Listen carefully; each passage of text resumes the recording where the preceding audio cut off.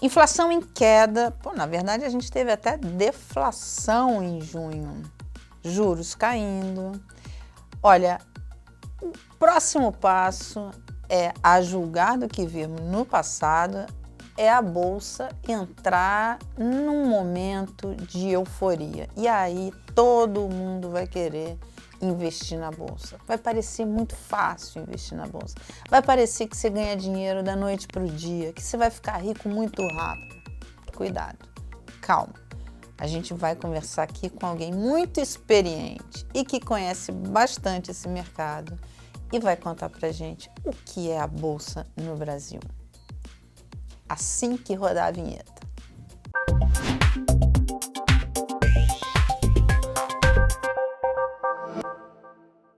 Paulo, muito obrigada por ter vindo de novo aqui na nossa conversa no Mãe News Vida e Previdência. E eu quero conversar sobre Bolsa, falar exatamente isso, porque eu cobrindo este mercado há muitos anos, eu já vi assim, altos e baixos, já vi aquela turma. Eu lembro, em momentos de euforia de Bolsa é muito engraçado, porque parece que é fácil, parece que ganhar dinheiro na Bolsa é muito fácil. E parece que todo mundo entende de Bolsa, né? Todo mundo, porque aparecem vários gênios assim, e que você vai ficar rico muito rápido e muito fácil. Como é que é isso, Paulo? Bem, primeiro agradeço o convite. Eu sempre aprendo muito aqui com você, Mara. Ah, você que ensina pra gente. Bem, Bolsa no Brasil é muito complicado, é muito complexo. Se fosse fácil, eu já estaria rico, né? Já estou trabalhando em Bolsa há muito tempo e a gente percebe que ao longo dos anos, se você comparar com a renda fixa aqui no Brasil, a Bolsa acaba perdendo em vários períodos. Por várias razões, né? Se fosse nos Estados Unidos, vou fazer uma comparação assim. Se fosse nos Estados Unidos, eu ficaria até mais tranquilo, porque lá já tem vários estudos acadêmicos, inclusive eu fiz um estudo no meu mestrado, a cada 10 anos a Bolsa sempre ganha da renda fixa. Isso desde o começo, assim, mais 100 anos de dados.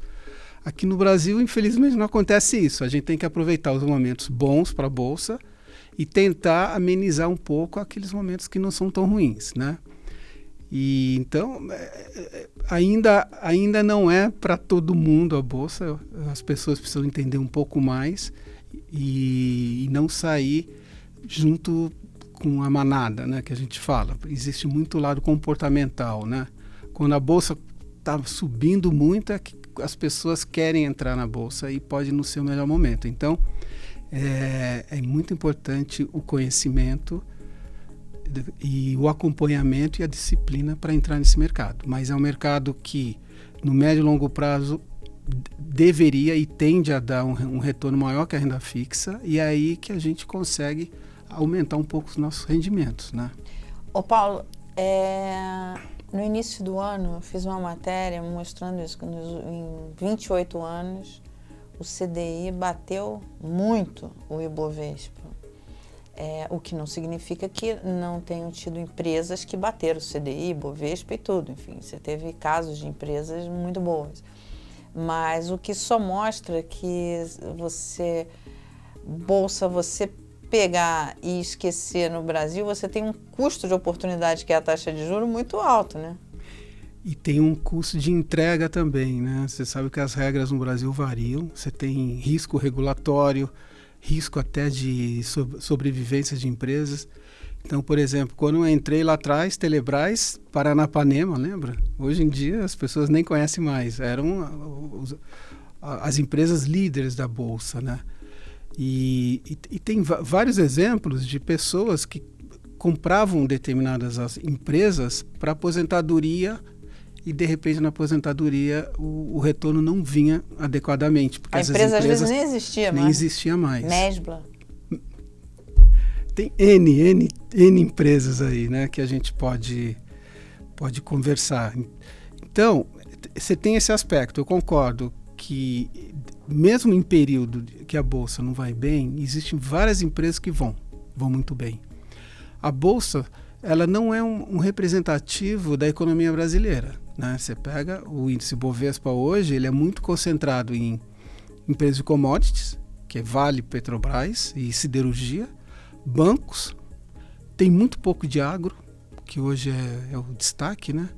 Tem muito indústrias, tem muito pouca indústria. Serviços começaram recentemente, né, a ter um pouco mais de porte.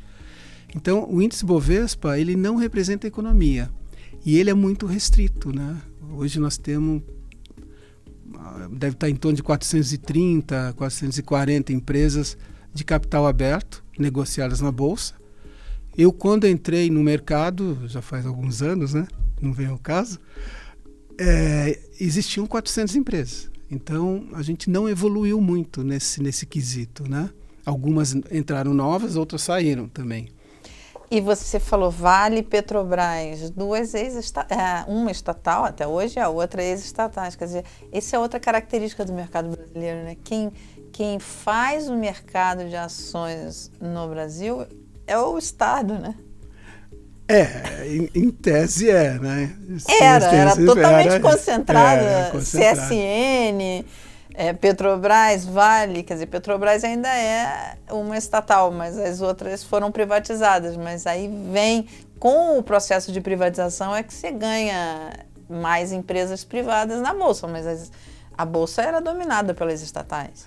Era dominado, sim. E tem algumas outras variáveis, né, que a gente pode colocar, que é o processo de desindustrialização que o Brasil teve nos últimos anos, né? Infelizmente, por vários motivos, o setor industrial não evoluiu adequadamente, então a gente tem muito poucas empresas de porte, né, no setor industrial, e o setor de serviço está começando a criar musculatura, como a gente fala, né? Tem algumas empresas que entraram recentemente na parte de educação, parte de saúde, empresas que estão crescendo. Então está mudando um pouco, mas infelizmente isso é um fato, né? E tecnologia? Tecnologia, muito pouco. Então, mas aí é uma questão mais macro, né? O Brasil, ele perdeu um pouco com relação ao resto do mundo, essa vertente da industrialização, está perdendo a tecnologia, né? E aqui no Brasil a gente tem umas 4 empresas de tecnologia. A TOTVS é a mais relevante, muito boa empresa, por sinal, mas ainda é muito incipiente, infelizmente. Para a gente ter acesso ao setor de tecnologia, hoje a gente pode ter via bolsa, né? Comprando BDRs, comprando ETF, que são outros instrumentos de renda variável que surgiram com o tempo. Quer dizer, você se posiciona em tecnologia no exterior. No exterior. Então, falar de hoje renda variável, de uma forma geral, ela não engloba só ações que estão na Bolsa. Isso que eu acho que já deveria estar um pouco mais explicitado para os investidores, né? Hoje eu posso ter investimentos lá fora, comprando BDRs, aqui no Brasil, BDRs de empresas estrangeiras. Eu posso comprar ETF. BDR de ETF, né? É verdade. Que é um outro instrumento que são locados lá fora. Esses ETF têm uma enormidade de alternativa. Pode ser... É um mercado que cresceu muito, né? A liquidez desse mercado de ETF, né? Lá fora. Muito. E não é que parou. Vai crescer cada vez mais. Os ETFs, eles começaram com ETF passivo. O que é o ETF passivo? É um instrumento financeiro negociado na Bolsa, com liquidez, que replica um determinado índice. Então, existiam vários índices, o S&P e vários índices do MSCI lá fora, etc. Eles simplesmente replicam aquele índice já existente em forma de um instrumento negociado em bolsa que nem uma ação. Então, eu posso ter o índice S&P comprando um ETF do S&P. Eu posso ter um índice da Bolsa Alemanha comprando um ETF da Bolsa Alemanha. Então, eu posso comprar bolsas no mundo inteiro através de um ETF. Você pode comprar cripto através de ETF? Cripto através de ETF. Eu posso comprar regiões, por exemplo, bolsas europeias e etc, etc. E isso com custo muito baixo. E quando comparado com fundos geridos por assets, etc., que tem taxa de administração e que muitas vezes não são tão eficientes, esses ETFs na média, batem fácil os fundos. Então, eles começaram a ganhar muita velocidade de crescimento. Cresceu muito e agora estão vindo os ETFs ativos, aonde a carteira se move dentro do ETF em função do desenvolvimento do mercado. E aí eles vão começar a roubar mais espaço ainda dos fundos geridos por assets, né? Então, esses instrumentos, eles estão cada vez ganhando mais mercado e dando muita alternativa para a gente, né? Ô, Paulo, eu vou te contar uma história. Você sabe que eu fiz uma matéria, estava começando jornalismo econômico, fiz uma matéria para Exame, né? Porque eu trabalhava no Exame, que era assim: ETF, você ainda vai ouvir falar muito dessas 3 letrinhas. Demorou mais de uma década, mas aconteceu, né? Então, isso tudo está disponível, mas como no Brasil a parte financeira é pouco desenvolvida, né? As pessoas, até por conta do juro muito alto, até né? por conta do juro muito alto, como a gente sempre falava, que o brasileiro é um poupador, não é um investidor, né? E então o conhecimento ainda não é um conhecimento muito amplo, a maioria das pessoas não conhece direito o mercado financeiro, então o desenvolvimento do ETF depende também de um entendimento, porque senão as pessoas não entram. Não conheço, não sei como é que funciona. Mas na carteira dos fundos de pensão tem espaço para ETF? Lá na Vivest vocês têm ETF? Tem. A Previc já autorizou BDR de ETF, e é considerado como renda variável local, a gente pode ter até 10%. Então, hoje nós temos aprovado investimento exterior através de fundos, quer dizer, nós compramos um fundo aqui que investe sempre, no mínimo 95% lá fora. 10% do patrimônio. E agora nós temos condições de comprar mais 10% em BDR ETF. Nós, na Vivest, fomos um dos pioneiros. O ano passado o ano retrasado a gente tinha já esses BDR de ETF. Temos hoje ETF? ETF da Bolsa Americana? Não, hoje nós temos um BDR de ETF de empresas que atuam fortemente em ESG. É um índice ESG global. Então nós compramos e estamos muito bem, estamos ganhando dinheiro. Esse fundo performa bem? Performa. Esse ETF esse ano está performando bem. Quanto, mais ou menos?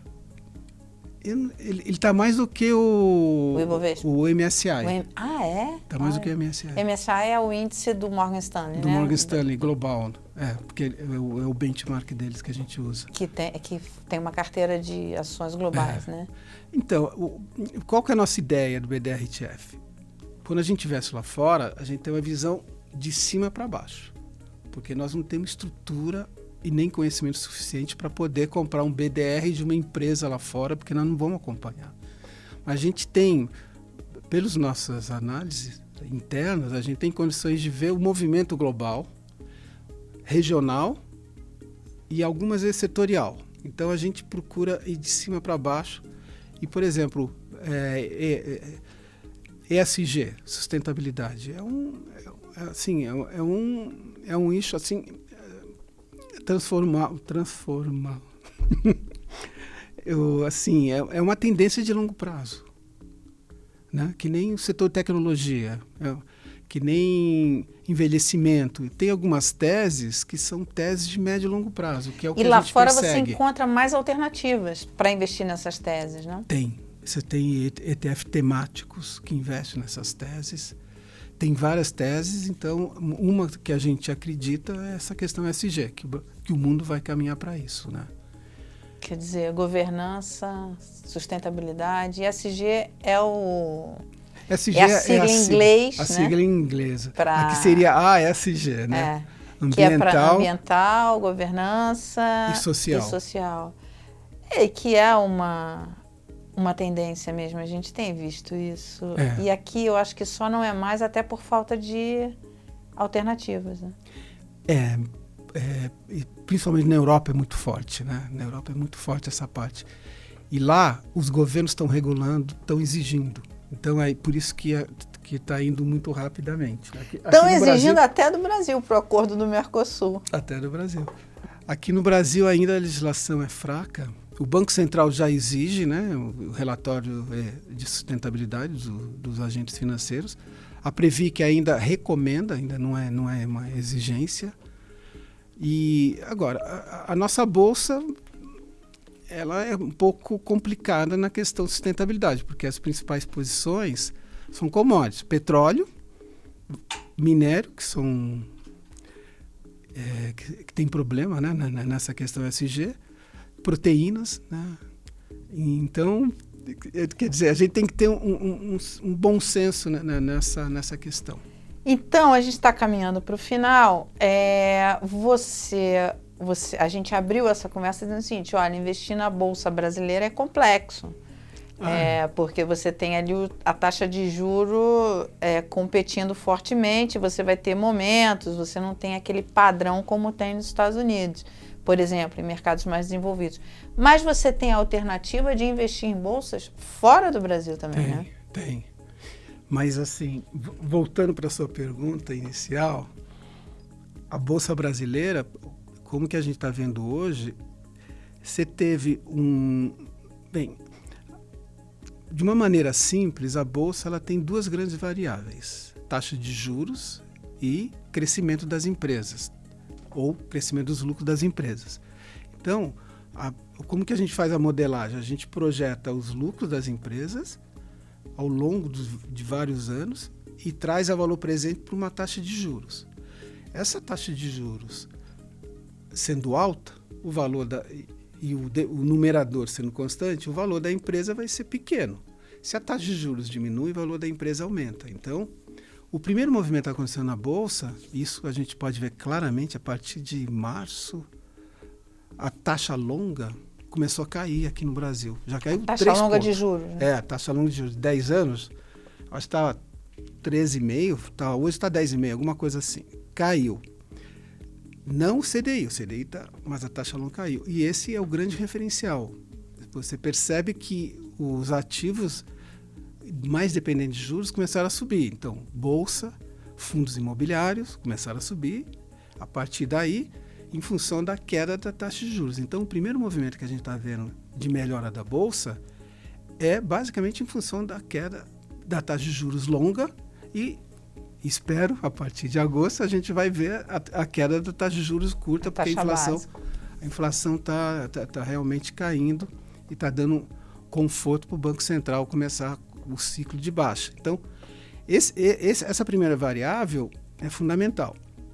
Já está acontecendo. Os preços das ações vão se ajustar, já estão se ajustando, até um certo ponto.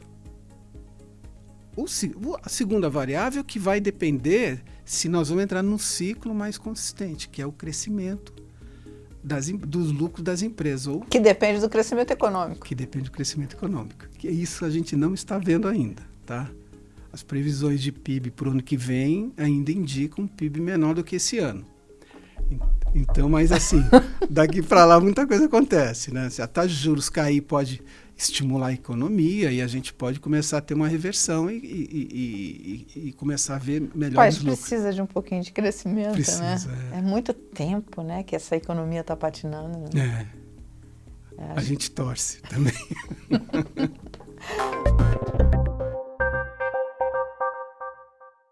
Paulo, muito obrigada. Olha, o resumo da nossa ópera aqui é o seguinte: essa taxa de juro que já está cedendo, ela já é um combustível para mercados que competem com juros, como a Bolsa e fundos imobiliários. E o outro ponto olha, a Bolsa brasileira tem oportunidades, mas você hoje tem um mundo para investir em ações, e onde você vai encontrar mais alternativas do que na Bolsa Brasileira. É isso? É isso. E falamos de ETF, você sabe o que é ETF? Pois é, gente, agora você sabe, porque a gente falou bastante de ETF aqui, né? Legal, Paulo, muito obrigada, viu? Ok, eu que agradeço. Se ficou dúvidas, manda pra gente, porque o Paulo, você sabe, tá sempre aqui com a gente. Você manda pra gente as dúvidas e a gente marca outra conversa com ele. Não deixe de deixar o seu like e compartilhar com os seus amigos. Até a próxima. Gostou desse assunto? Olha, tem mais na playlist da Vivest. Vai lá, confere.